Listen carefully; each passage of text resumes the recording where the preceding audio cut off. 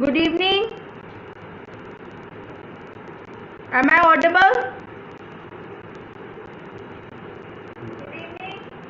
Good evening. Please refresh your page. हम थोड़ा time बाद मिल रहे हैं, बट अब हम रेगुलर मिलेंगे। और मैं अब आपके लिए एक बायोलॉजी की भी बहुत इंपॉर्टेंट जो प्रीवियस ईयर क्वेश्चंस आए हुए हैं उनके ऊपर एक बहुत अच्छी सीरीज लेकर आ रही हूँ, तो प्लीज उसके लिए भी आप मुझे ज्वाइन करना। उसके लिए मैं आपको जल्दी ही बताऊंगी। चलो तो फिर विदाउट एनी फर्दर डिले हम जल्दी से स्टार्ट करते हैं। Good evening everybody. तो जैसे कि हमने आपने प्रीवियस वीडियो देखा था, उसमें हमने मेटल्स की क्या डिस्कस करी थी? हमने मेटल्स की डिस्कस करी थी physical properties. If you remember, हमने उन्हें बहुत डीपली डिस्कस किया था। आज हम उसकी ही केमिकल प्रॉपर्टीज करने वाले हैं। किसकी? मेटल्स की।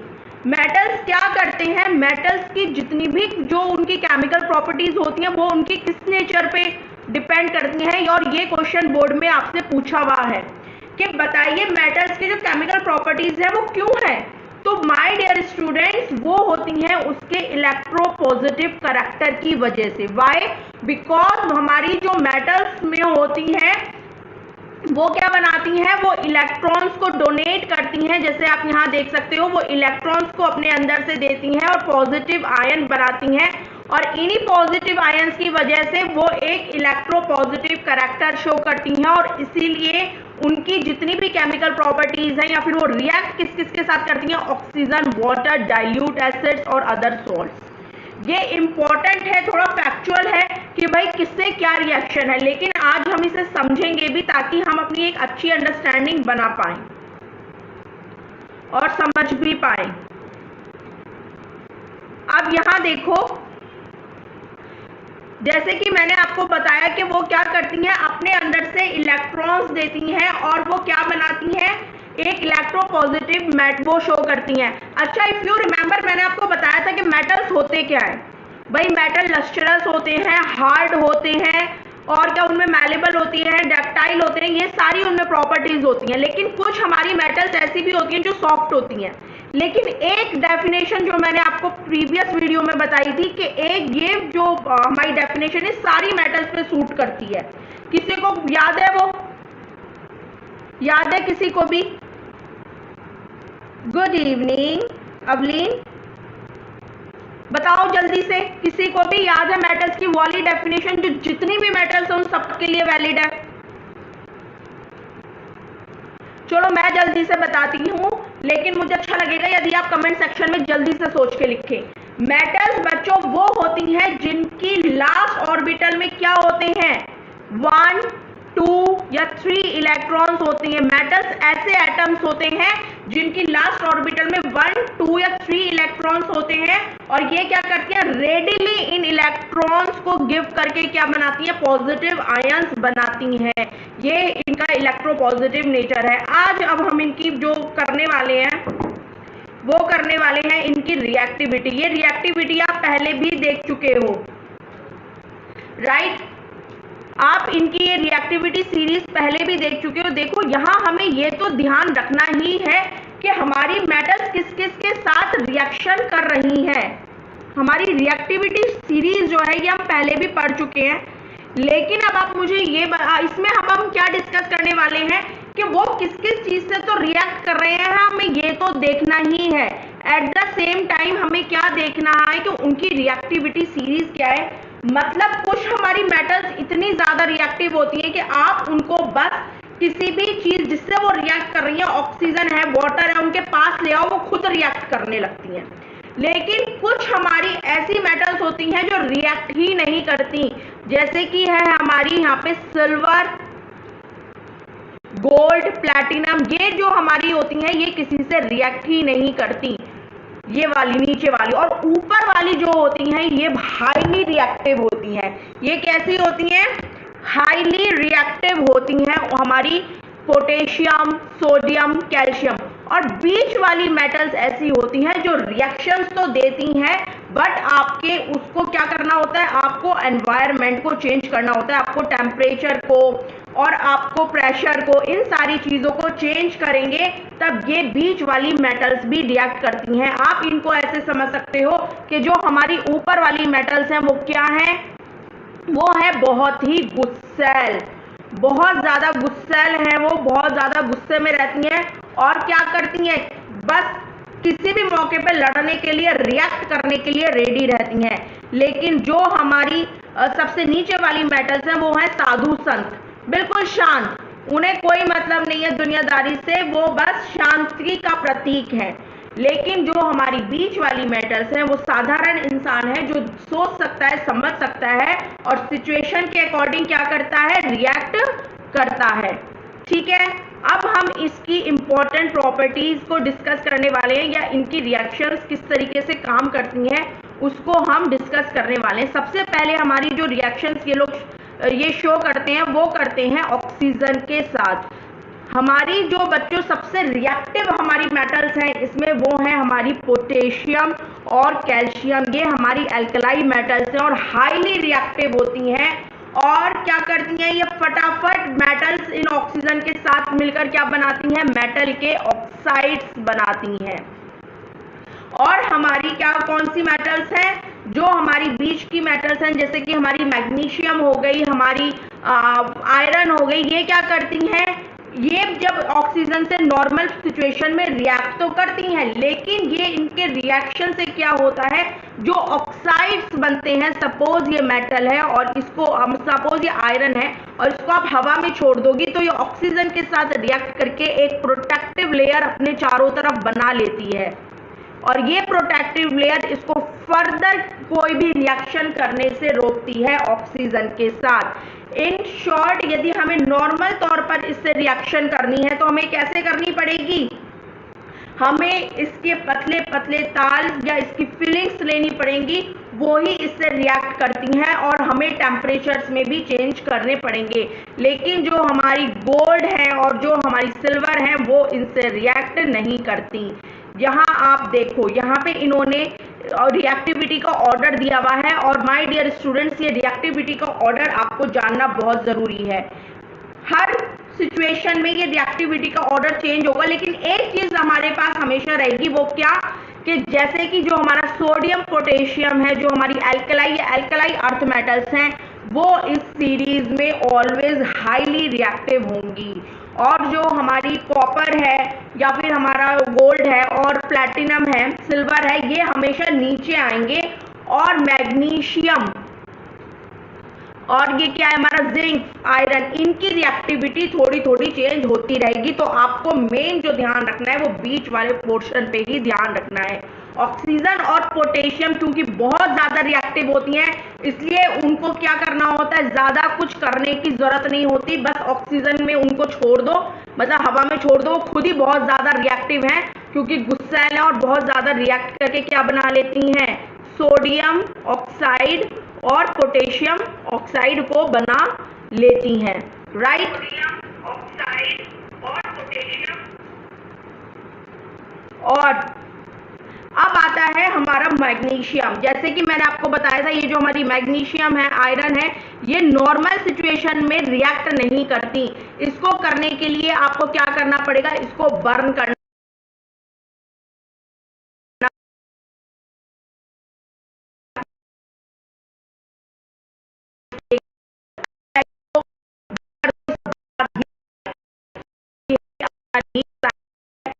रिएक्ट करके, लेकिन यहाँ पर आपको क्या करना होगा, नॉर्मल सिचुएशन में नहीं करेगी, उसको बर्न करना पड़ेगा। Same goes to zinc. जैसे ही हम जिंक मेटल को गर्म करना शुरू करते हैं, हीट करना शुरू करते हैं, वो भी क्या बनाती है, जिंक का ऑक्साइड बनाती है।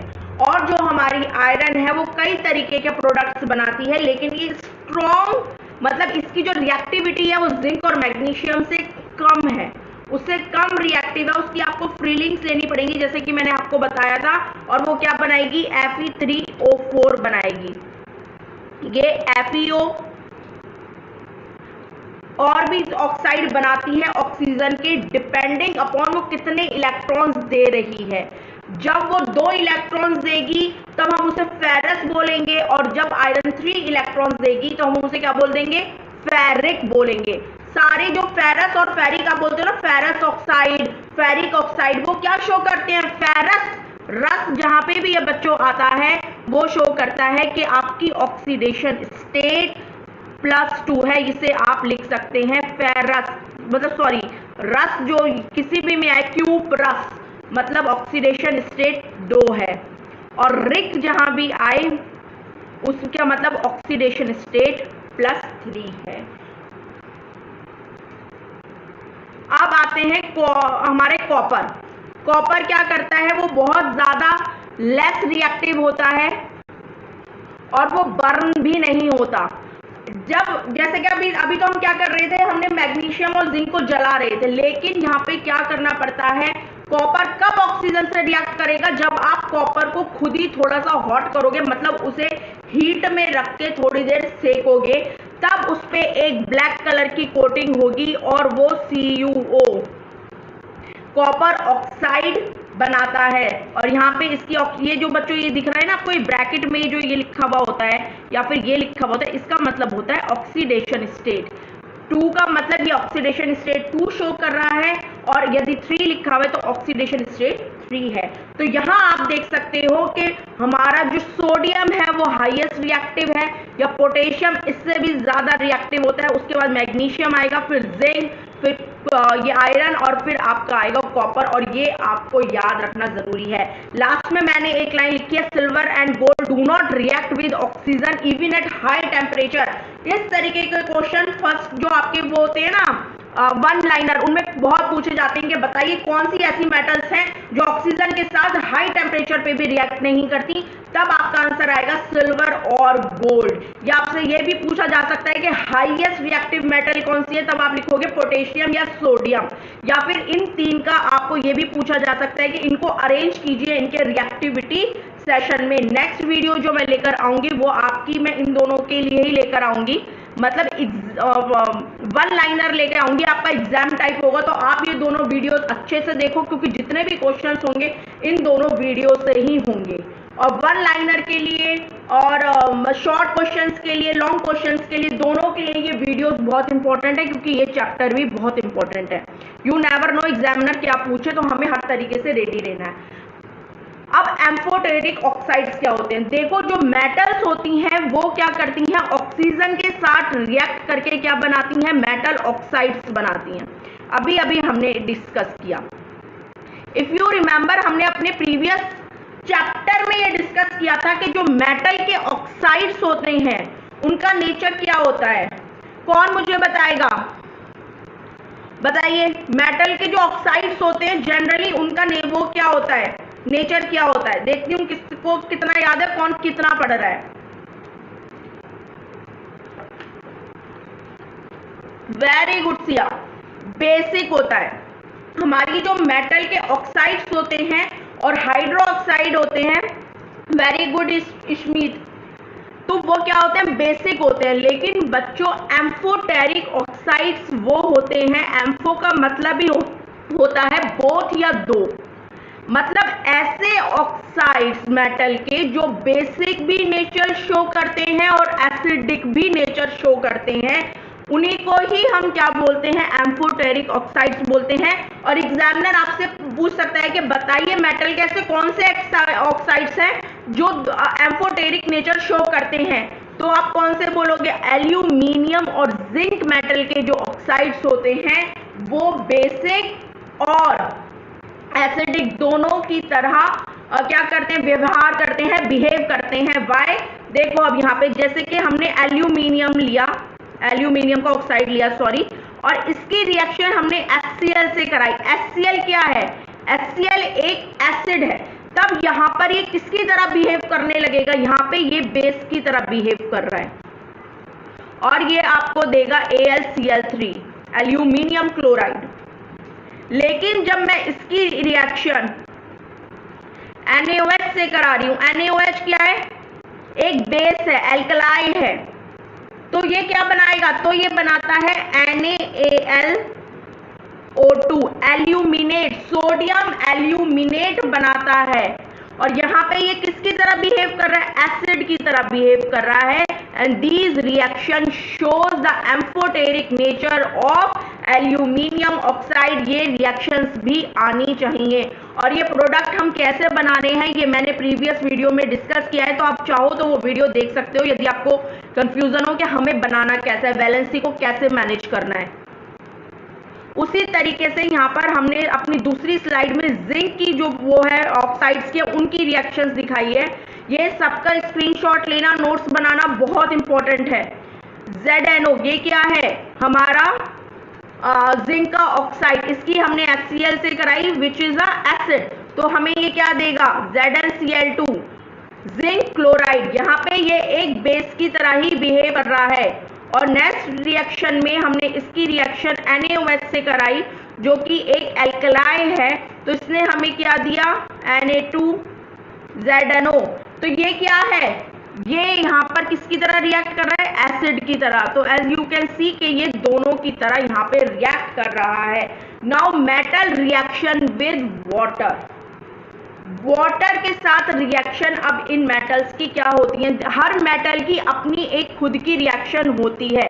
जैसे मैंने आप लोगों को कई बार कहा है, always treat elements like a human. हम सब ह्यूमन है लेकिन हम सबकी प्रॉपर्टीज अलग अलग हैं, कोई नेचर में कैसा होता है, कोई नेचर में कैसा होता है, उसी तरीके से इनकी वो क्या होती हैं, रिएक्शंस भी अलग अलग रहती हैं। यहाँ पे आप टॉप में कि हाईली रिएक्टिव मेटल्स कौन कौन सी हैं हमारी, पोटेशियम, सोडियम, कैल्शियम, रिमेंबर। और नीचे वाली कौन सी है जो किसी से रिएक्ट नहीं करती, हमारी सिल्वर, गोल्ड, प्लेटिनम। बीच की जो आपको है उन पे आपको ध्यान देना पड़ेगा क्योंकि वो ऊपर नीचे थोड़ी थोड़ी होती रहती हैं। अब आता है हमारा क्या बोलते हैं ये वाटर के साथ रिएक्शन। अच्छा मुझे एक बात बताइए, जब हम मेटल्स की रिएक्शन वाटर से करवाते हैं तो कुछ मेटल्स तो डिसॉल्व होती हैं, हमने बहुत अच्छे से डिस्कस किया था, और कुछ मेटल्स डिसॉल्व नहीं होती। जो मेटल्स वाटर में डिसॉल्व हो जाती हैं वो कुछ बनाती हैं, क्या बनाती हैं, जल्दी से बताओ मुझे, इतने में पढ़ रही हूं, जल्दी से मेरे को बताओ। जो मेटल्स वाटर में डिसॉल्व हो जाती हैं वो क्या बनाती हैं, metals such as potassium, sodium, calcium react with cold water. ये क्योंकि इतनी ज्यादा रिएक्टिव है, हाईली रिएक्टिव मेटल्स हैं, इसलिए ये क्या करती हैं, कोल्ड वाटर के साथ भी रिएक्ट कर जाती हैं। मतलब इतनी लड़ाकू है कि कोई ठंडा व्यक्ति भी आके इनसे कुछ कहेगा तो उससे भी लड़ लेंगी, ये समझो, इतनी ज्यादा रिएक्टिव होती हैं। और यहाँ आप देख सकते हो पोटेशियम ने वाटर के साथ इसने वो किया तो क्या बनाया, KOH, potassium hydroxide. Na water के साथ डिसॉल्व होगा तो क्या बनाएगा, NaOH, सोडियम हाइड्रोक्साइड। और ये जब कैल्शियम वाटर के साथ डिसॉल्व होगा तो क्या बनेगा, calcium hydroxide, metal hydroxide, metal hydroxide. हाँ बेटा मेटल हाइड्रोक्साइड तो हम उन्हें बोलते हैं, लेकिन वो क्या होते हैं, उनके लिए हम राइट वर्ड यूज करते हैं, मार्क करके लिखो एल्कलाई। इफ यू रिमेंबर, जब भी हम ऐसी मेटल्स को वाटर में घोलते हैं, क्योंकि सारी मेटल्स वाटर में डिसॉल्व नहीं होती, कुछ ही मेटल के ऑक्साइड्स जो हैं वो वाटर में डिसॉल्व होते हैं, और जो भी डिसॉल्व होते हैं उन्हें हम क्या कहते हैं सॉरी, उन्हें हम कहते हैं मेटल ऑक्साइड्स, एल्कलाइज। इसीलिए ही हम पोटेशियम हाइड्रोक्साइड और NaOH को क्या कहेंगे, हम इन्हें बोलेंगे एल्कलाइज। लेकिन आपको यदि मैं ये दे दूं लेड हाइड्रोक्साइड तो आप इसे एल्कलाई नहीं बोलेंगे, आप इसे क्या बोलेंगे, आप इसे बोलेंगे मेटल का हाइड्रोक्साइड। वाई, बिकॉज ये वाटर में डिसॉल्व नहीं होता। अब क्या हो रहा है, जो हमारी मैग्नीशियम है वो कोल्ड वाटर के साथ रिएक्ट नहीं करती, वो किसके साथ रिएक्ट करती है, वो रिएक्ट करती है हॉट वाटर के साथ। जैसे कि आप यहाँ देख सकते हो, it react with hot water, cold water के साथ रिएक्ट नहीं करेगी क्योंकि ये उतनी रिएक्टिव नहीं है जितनी कि कौन थे, हमारे पोटेशियम और हमारे सोडियम थे। और ये क्या बनाएगी, ये बनाएगी magnesium hydroxide. In the same way, metals like aluminium, iron, zinc do not react either with cold water or hot water. अब जो हमारी एल्यूमिनियम है, आयरन है, जिंक है, वो हमारी हॉट वाटर के साथ भी रिएक्ट नहीं करेंगे क्योंकि इसकी रिएक्टिविटी और भी कम है। तो ये किसके साथ रिएक्ट कर रही है? ये रिएक्ट कर रहे हैं स्टीम के साथ। इस चीज से हमें ये समझ में आता है कि मैग्नीशियम जो है वो एल्यूमिनियम, आयरन और जिंक से ज्यादा रिएक्टिव है। व्हाई? बिकॉज वो किससे रिएक्ट कर रही है? वो रिएक्ट कर रही है हॉट वाटर से। वो हॉट वाटर से रिएक्ट कर रही है। और ये तीनों मेटल्स किसके साथ रिएक्ट कर रही हैं? ये तीनों मेटल्स रिएक्ट कर रही हैं स्टीम के साथ। जब एल्यूमिनियम की रिएक्शन हम किससे करवा रहे हैं? वाटर स्टीम से। रिमेंबर, यहाँ पे जो वाटर है वो गैसियस फॉर्म में है, स्टीम फॉर्म में है। तो ये क्या बना रही है? Al2O3, aluminium oxide. Same goes to हमारा आयरन एंड जिंक। यहां आपको ध्यान रखने की जरूरत है कि कौन सा कोल्ड वाटर से कर रहा है, कौन सा हॉट वाटर से और कौन सा स्टीम से। अब यहां पे इसका दोबारा से रिएक्टिविटी ऑर्डर आ गया और ये आपको रिएक्टिविटी ऑर्डर जो है याद होना चाहिए। नेक्स्ट जो मैं वीडियो लाऊंगी उसमें आपका इसी पे बेस्ड होगा और मैं आपको पूरा 1 वीक का टाइम दे रही हूं। आराम से याद करो, कोई भी प्रॉब्लम की बात नहीं है। And one more thing, please do like and subscribe my channel and share with your friends. ये लाइव स्ट्रीम चल रहा है तो आप लोग यदि शेयर करोगे अपने फ्रेंड्स के साथ तो उनके लिए भी बेनिफिट होगा। मेटल रिएक्ट, अब यहाँ पे हाँ सबसे ज्यादा हमारा रिएक्टिव कौन सा है? सोडियम, फिर मैग्नीशियम और फिर जिंक, आयरन और कॉपर आता है।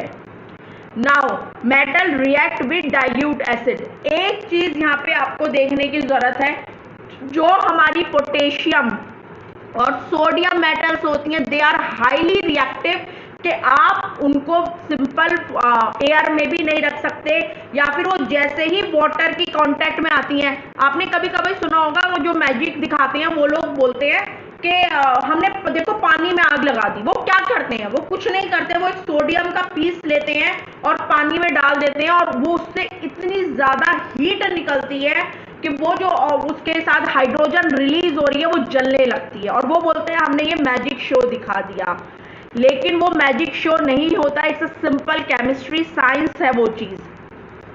तो जब आप ये देख रहे हो कि ये इतनी ज्यादा रिएक्टिव है कि वाटर से भी इतनी ज्यादा रिएक्शन दे रही है और यदि हमने इनकी रिएक्शन एसिड से करवा दी, एसिड तो खुद में इतने हाईली रिएक्टिव सब्सटेंस है, यदि उनसे हमने ये रिएक्शन करवा दी तो वहां पे एक्सप्लोजन तक हो सकता है। इसलिए इनके रिएक्शन हम नहीं करवाते because they both are highly reactive. Okay, और जब भी हम मेटल की रिएक्शन डाइल्यूट एसिड से करवाते हैं इसमें क्या होता है? हाइड्रोजन गैस रिलीज होती है।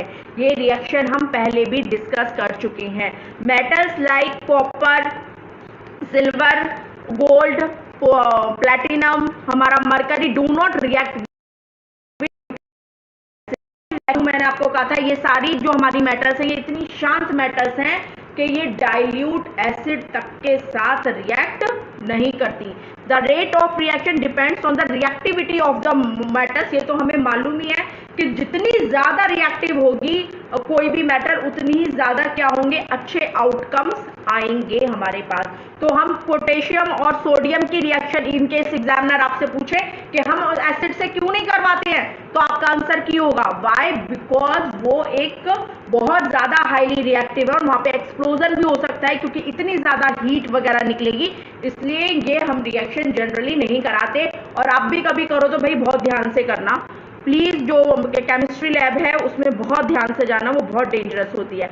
अब जैसे अब हमारी मैग्नीशियम की रिएक्शन है, अब हम उसको किससे करवा रहे हैं? HCl से करा रहे हैं। तो हमारा क्या होगा? मैग्नीशियम क्लोराइड बन जाएगा और हमारी जो हमारी हाइड्रोजन गैस है वो एनवायरमेंट में रिलीज हो जाएगी। मेटल रिएक्शन जब भी आपके एसिड्स के साथ रिएक्ट करेंगे हमें क्या मिलेगा? हाइड्रोजन गैस मिलेगी ही। Iron react with dilute hydrochloric acid to form ferrous chloride. देखो फेरस, यहां में आ गया वर्ड फेरस। बताओ यहाँ पे ऑक्सीडेशन स्टेट क्या है? जल्दी से बताओ। तो यहाँ पे जब हम आयरन की रिएक्शन HCl से करवा रहे हैं तो हमें क्या मिल रहा है, FeCl2, फेरस क्लोराइड मिल रहा है और हाइड्रोजन गैस रिलीज हो रही है। और यहाँ आप एक इम्पॉर्टेंट और चीज देखो कि जो हमारा कॉपर है वो HCl के साथ कोई रिएक्शन नहीं दे रहा और नीचे कॉपर H2SO4 के साथ भी कोई रिएक्शन नहीं दे रहा। तो यहाँ पे ये एलिमेंट मार्क करके लिख लो कि जो भी हमारा कॉपर है ना वो किसी भी एसिड के साथ रिएक्शन नहीं देता है, क्योंकि ये जो अलग से पूछे जाते हैं ना यही आपके एग्जाम्स में आते हैं, या एग्जामिनर को जब पेपर टफ करना होता है तो वो इसी तरीके से पेपर टफ करते हैं।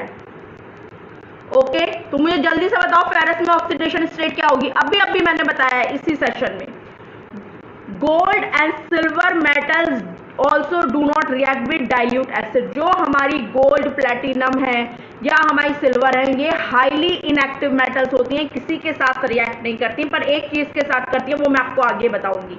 जब हमारी H2SO4 के साथ सल्फ्यूरिक एसिड के साथ रिएक्ट करती है तो क्या बनता है, Na2SO4, sodium sulphate, magnesium sulphate, और कॉपर हमारी कोई रिएक्शन नहीं देती। क्या हुआ, कोई बच्चा नहीं लिख रहा है, क्यों नहीं सुना ध्यान से? फेरस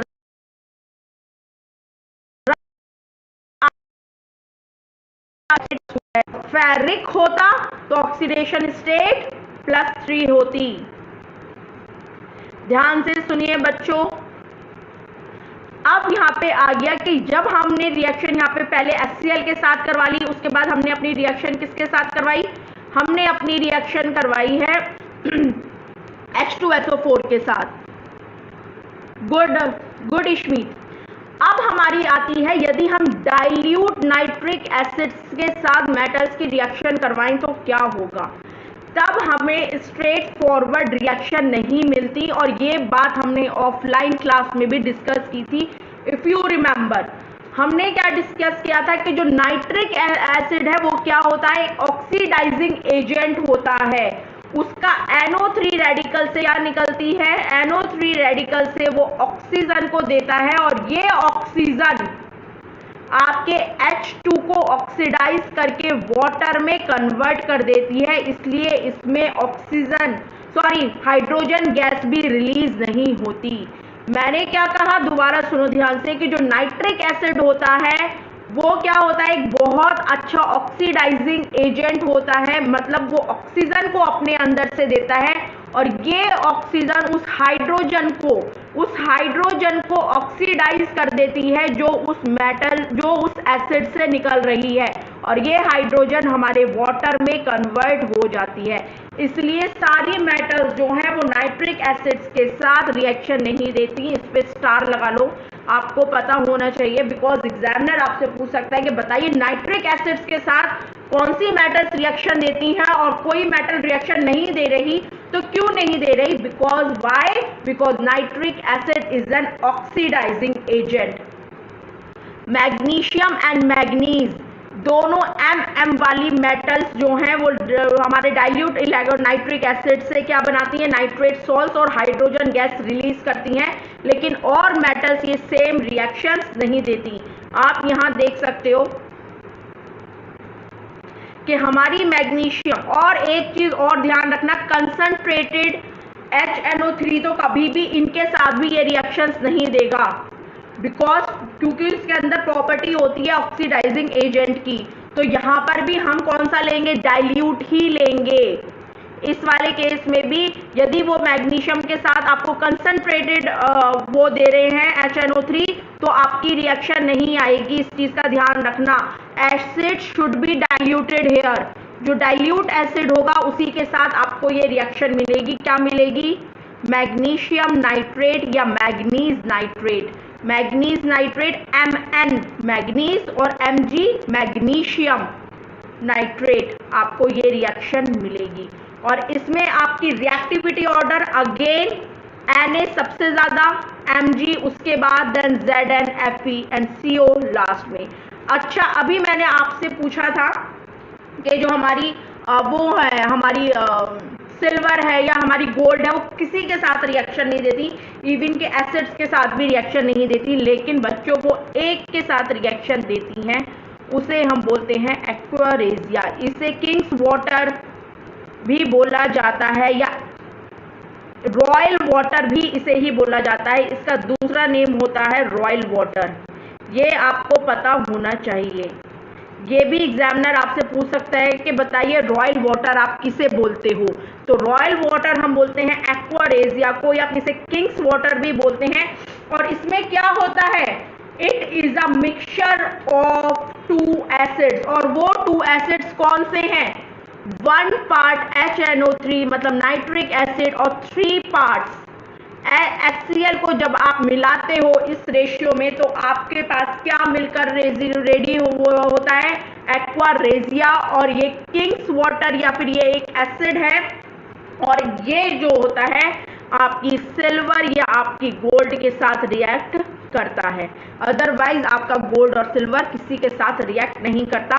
नेक्स्ट वीडियो में सिर्फ क्वेश्चंस होंगे मेरी प्रीवियस वाली वीडियो से और इस वीडियो से लेकर, मैं आपको प्रॉपर टाइम दूंगी, 5-6 दिन पहले बता दूंगी ताकि आप अच्छे से तैयारी कर पाओ, और वो टाइमर के साथ होगा, और मैं उसमें सीरियसली देखना चाहती हूँ कौन सा बच्चा कितना अच्छा स्कोर कर रहा है। और ये दोनों वीडियोस अच्छी देख ली तो मेटल्स बहुत बढ़िया हो जाएगा। इसमें अभी पूरी आज केमिकल प्रॉपर्टीज नहीं हुई हैं, 1-2 रह गई हैं जो हम नेक्स्ट टू नेक्स्ट वीडियो में डिस्कस करेंगे। लेकिन बी प्रिपेयर, अच्छे से तैयारी करो, पढ़ते रहो। और ये वीडियो अच्छी लगी हो तो please do like and subscribe my channel, and please share with your friends. Thank you so much my dear students, आज के लिए इतना ही।